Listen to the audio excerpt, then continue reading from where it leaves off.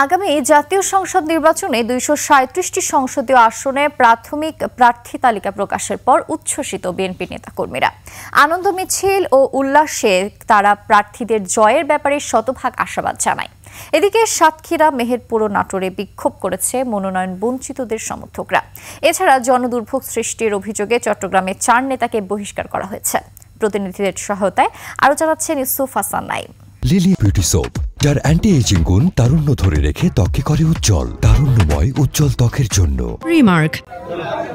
ত্রয়োদশ জাতীয় সংসদ নির্বাচনে বিএনপির প্রার্থী তালিকা ঘোষণার পর থেকেই দেশের বিভিন্ন স্থানে নেতাকর্মীদের বাঁধ ভাঙা উচ্ছ্বাস। দীর্ঘ প্রতীক্ষার পর দল থেকে মনোনয়নের ঘোষণায় আনন্দ মিছিল করেছে প্রার্থীদের সমর্থকরা।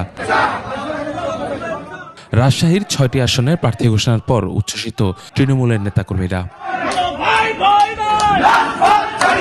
প্রার্থীদের প্রত্যাশা, দলের ঐক্য বজায় থাকলে রাজশাহীর আসনগুলো আবারও ধানের শীষের দখলে ফিরবে। ছোটরা জীবনের চেয়ে আমাকে বড় ভাইয়ের মতো ভালোবাসে, আর দল আমার প্রতি আস্থা রেখেছে। রাজশাহীবাসী ইনশাল্লাহ সে দলের প্রতি সেই সম্মান অবশ্যই দেবে। জনগণের মধ্যে যে উৎসাহ উদ্দীপনা আছে এবং আমি দীর্ঘদিন বাবা মোহনপুরবাসীর হয়ে কাজ করছি, সেখানে আমি আশা করছি যে দলমত নির্বিশেষে সবাই মিলে আমাকে নির্বাচিত করবে। বগুড়া ৬ ও ৭ আসনে বিএনপি চেয়ারপারসন বেগম খালেদা জিয়া ও সিনিয়র ভাইস চেয়ারম্যান তারেক রহমানকে প্রার্থী ঘোষণার পর বিএনপি শিবিরে চলছে উৎসবের আমেজ। সকাল থেকেই চলছে শহর ও গ্রামে নেতাকর্মীদের আনন্দ মিছিল, মিষ্টি বিতরণ। নেতাকর্মীরা বলছে এই সিদ্ধান্ত বিএনপিকে ঐক্যবদ্ধ করেছে। সিরাজগঞ্জ ২ আসনে বিএনপির স্থায়ী কমিটির সদস্য ইকবাল হাসান মাহমুদ টুকুকে মনোনয়ন দেয়ায় শহরে আনন্দ মিছিল বের হয়।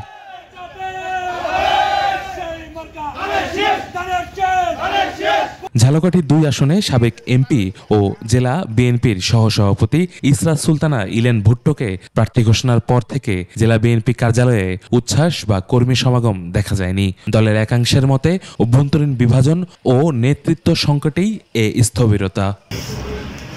প্রার্থী যাকেই দেখ না কেন, কিন্তু যেহেতু কেন্দ্র থেকে ইলেন ভুট্টোকে প্রার্থী নিয়োগ দিয়েছেন, সেখানে আমাদের কোনো বিরোধ নেই। মেহেরপুর ২ আসনে বিএনপি প্রার্থী হিসেবে আমজাদ হোসেনের নাম ঘোষণার পর বিক্ষোভে ফেটে পড়ে জেলা বিএনপির সভাপতি জাভেদ হাসান মাসুদ মিল্টনের সমর্থকরা। সোমবার রাতে বিক্ষোভ মিছিল করে তারা।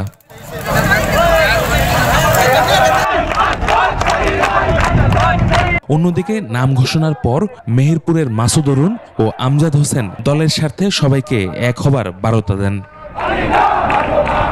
নির্বাচন কিন্তু এটি সংগ্রামের অংশ। আমি সবসময় বিশ্বাস করি এখানে ব্যক্তি প্রধান নয়। আমাকে মনোনয়ন দিয়ে দল এই চিঠি প্রত্যাশা করে, তাই এই চিঠিকে আমাকে মনোনয়ন দিয়েছে। নাটোর ১ আসনে বিএনপির মনোনয়ন বঞ্চিত নেতা ইয়াসির আরশাদের সমর্থকরা কদিমচিলান এলাকায় বিক্ষোভ ও মহাসড়ক অবরোধ করে। এতে কিছু সময়ের জন্য যান চলাচল বন্ধ হয়ে যায়। এর আগে মনোনয়ন পাওয়া ব্যারিস্টার ফারজানা শারমিন পুতুলের কর্মীদের হামলায় ইয়াসিরের এক সমর্থক আহত হয়। চট্টগ্রামে সড়ক ও রেল অবরোধের অভিযোগে ৪ নেতাকে বহিষ্কার করা হয়েছে। তারা সবাই আসলাম চৌধুরীর অনুসারী। সোমবার রাতে সীতাকুণ্ডে সহিংসতা ও জনদুর্ভোগ সৃষ্টির অভিযোগে দলের সিনিয়র যুগ্ম মহাসচিব রুহুল কবির রিজভী সই করা বিজ্ঞপ্তিতে বিষয়টি জানানো হয়। আসনটিতে মনোনয়ন পেয়েছেন কাজী সালাউদ্দিন। সহিংসতা হয়েছে দেশের আরও বিভিন্ন জেলায়। ইউসুফ হাসান নাইম, ২১ টেলিভিশন।